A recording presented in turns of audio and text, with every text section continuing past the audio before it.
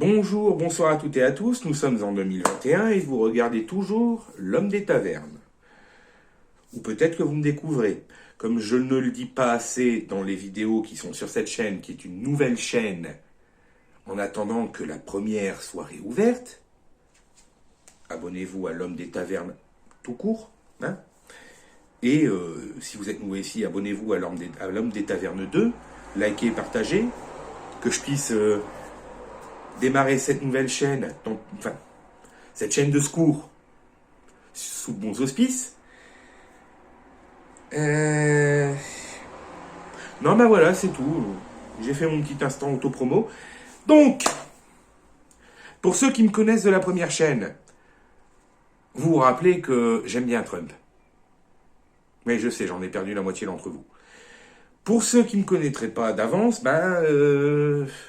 c'est-à-dire qu'entre Joe le sénile, à moitié pédo, non, complètement en fait, et Trump, je pose mes couilles sur la table, et puis je suis le seul président depuis Kennedy qui n'a pas fait de guerre pendant son mandat, moi j'avais choisi, tu vois, bon, il est vrai qu'il était un poil misogyne et un poil bas du front et gros pervers sur les bords, et les bords étaient larges, bordel de merde, mais il a tenu chaque promesse de son mandat électoral autant qu'il a pu, et il n'a pas fait la guerre, il n'a pas été envoyé péter des bombes sur des gens.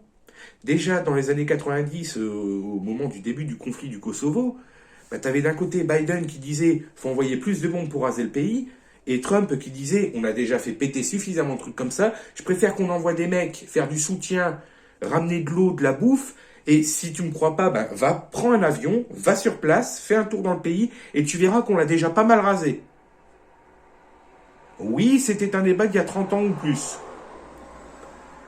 Et ceux qui disent, oui, mais Biden, c'est le camp du bien.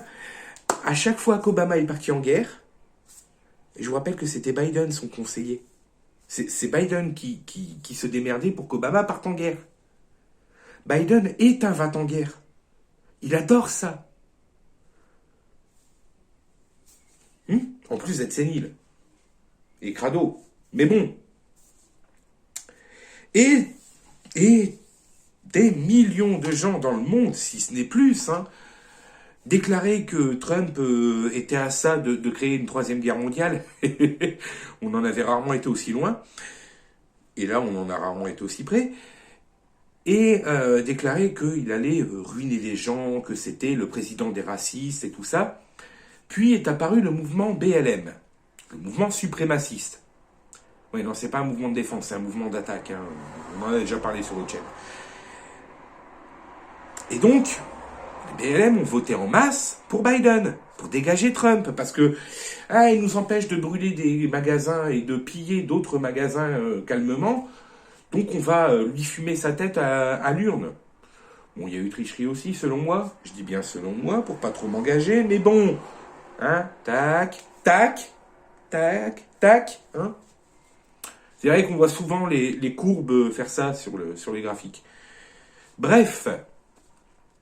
Bon, on va voter Biden parce qu'il est avec nous.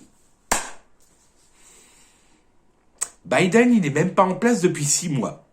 Il vient déjà d'annoncer que les chômeurs qui refuseraient une offre d'emploi qu'on leur fait se verraient supprimer l'intégralité de leurs allocations chômage définitivement. Quand tu sais que 90% des membres de BLM sont au chômage depuis au moins le mandat de Kennedy, tu te dis « Ah ! Oh la boulette ! Oh ça pique ! Karma, caméléon. You come and go. » Oui, non, si t'as pas la rêve, c'est que t'es trop jeune. Et donc, premier penalty qu'ils ont pris en plein dans la FIF. Numéro 2. Biden, le président contre la guerre, vient de signer une vente avec Israël à hauteur de 735 millions de dollars en armes et munitions et divers armements. C'est con parce qu'Israël en fabrique beaucoup des armes. Mais et ce faisant, il prend position. Ah, d'ailleurs, les membres de BLM qui ont été sondés récemment déclarent que depuis le début du mandat de Biden, ils ne se sont jamais aussi peu sentis en sécurité. Ah, et vous voyez les villes où il y avait le hashtag Defund Police. Pas défendre, hein, defund. Retirer les fonds de la police. Et devinez, ah bah la criminalité a augmenté de 3 à 400%. Parce qu'ils ont voulu le faire le test, ils ont dit, ah vous voulez plus de police. Et ben vous savez quoi, on vous fait 2-3 quartiers où la police n'interviendra plus. Le truc c'est que les ambulanciers et les pompiers n'interviennent plus non plus. Parce que la police ne peut pas assurer leur sécurité. Donc le taux d'homicide, de viol, de vol avec effraction, de braquage à main armée, tout ça a explosé. Mais il fallait faire barrage à la haine. Et donc, virer Trump. En France, il faut faire barrage au RN. Il se passe quoi en ce moment? Tu vois, le truc qui m'amuse, si je puis dire, dans ce monde, c'est qu'à chaque fois que quelqu'un veut faire une connerie et que t'as des millions de mecs comme moi qui disent « Non mais, c'est complètement con ce que tu veux faire. Non, je suis plus intelligent que vous, puis moi au moins je suis pas un facho. Tu dis ça juste parce que je suis pas d'accord avec toi. Ouais, et alors? Je vais faire quand même comme j'ai dit. » Et il se passe quoi? Exactement ce qu'on lui avait dit qu'il allait se passer. Et puis quand on dit, mais tu fais de la récupération politique. Non, je t'avais prévenu. Tu peux pas m'en vouloir de venir te regarder pendant que t'es en train de te vautrer dans ta merde et de te dire, je te l'avais dit. Et ben voilà. Quand Biden a été élu, je vous ai dit quoi? Qu'il faudrait pas 6 mois avant qu'il démarre une nouvelle guerre, ou qu'il participe à un conflit, et qu'il allait la mettre profond à tous ceux qui l'avaient soutenu. Merde alors! Il l'a fait. Ah, je m'étais tellement pas attendu à ça. Je déconne, évidemment. Non, parce que si tu l'avais pas vu venir, c'est vraiment tu regardais ailleurs. Bon, il y a des tas de gens qui s'en foutent de ce qui se passe aux États-Unis. Et je les comprends. C'est-à-dire que tu prends un Américain random, tu lui demandes de situer un pays sur la carte, même le sien, il y a des chances qu'ils puissent pas te le situer. Tu leur demandes de te montrer leur ville sur une carte, ils vont se gourer. Ah, tu me diras, nous, on sait placer les pays européens, pour la plupart. Hein. Il y a quand même des gens qui galèrent pour 2-3 pays. République tchèque, ouais, il part par là. Les Américains sont pas tous capables non plus de placer les 50 États sur une carte. Hein. C'est-à-dire qu'il y en a certains qui ne savent pas que Hawaï est un État, le 50e. Et à la base, le Gladlaska appartenait à la Russie. Mais ils l'ont racheté, tout ça. Bah bref. Mais c'est-à-dire que, quand même, heureusement qu'il y a le brain drain et que les Américains nous rachètent nos étudiants un peu brillants pour avoir des scientifiques, parce que sinon, les États-Unis, ce serait l'Afrique en termes de civilisation. C'est dire. Bah, c'est-à-dire qu'on a apporté la civilisation là-bas, bon, et la mort et la destruction avec, hein. Il y avait les Amérindiens, quoi, et quand les Espagnols ont débarqué, souvent les gens disent, ouais, mais ils les ont massacrés parce que, bon, ils avaient beau être 1000 fois moins nombreux, ils avaient des fusils, ils avaient surtout des maladies que les mecs n'avaient jamais vues. C'est surtout ça qui a dépeuplé les peuples amérindiens d'origine. Des maladies auxquelles nous, Européens, on était immunisés depuis 2000 ans. Bref, c'est pas le sujet. C'est pas le sujet. Bah alors, encore que j'en ai fait des vidéos où on parle de l'introduction d'individus hostiles au milieu dans lesquels on les a introduits qui finissent par tout ravager.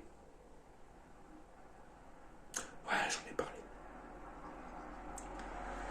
Mais bon, fallait faire barrage à la haine. Hein. Ça a été fait, c'est bien.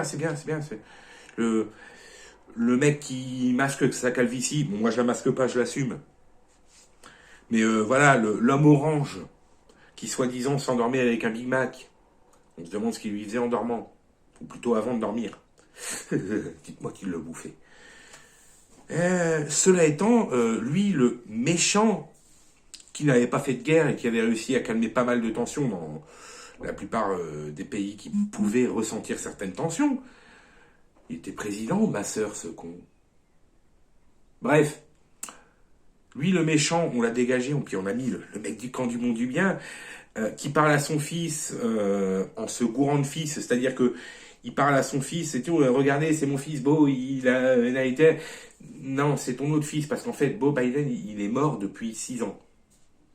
Et puis t'as des gens qui lui tirent sur la manche, comme, non, tu te cours, le fils dont tu parles, il est mort, gros. Puis maintenant, il continue sur ce...